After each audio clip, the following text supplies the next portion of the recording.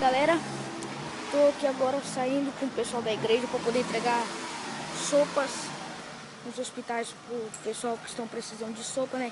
Ficaram o dia todo no hospital.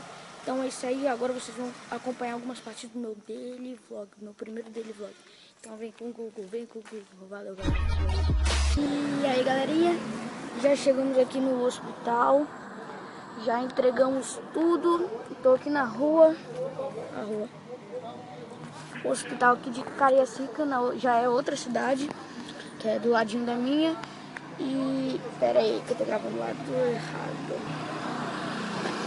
Já estamos indo para outro hospital e daqui a gente vai para outro hospital. Eu vou tentar gravar mais um tiquinho lá no outro hospital.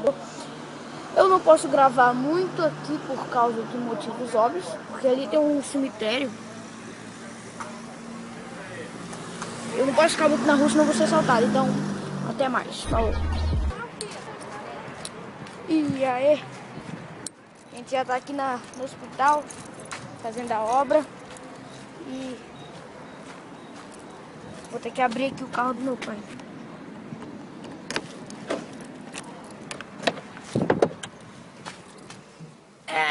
Pegar aqui uma garrafa pesada, vocês vão ter que aguentar aí um pouquinho. Aguenta aí um pouco, pera aí. Ué? Ih, já foi. Vim aqui à toa. Caramba.